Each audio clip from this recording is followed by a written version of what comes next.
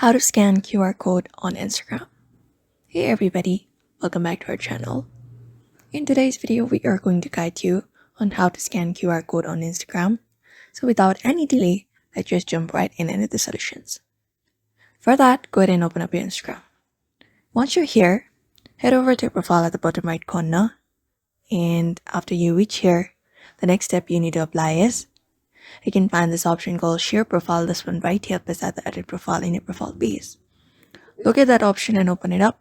After that, at the top right corner, you can find a scan QR code scanner. Just go ahead and tap on it. Once you tap on it, you can just place the QR code scanner above a QR code of the people QR code, and once you scan, you'll be able to add each other on Instagram. So that is how you scan QR code on Instagram by following up this method.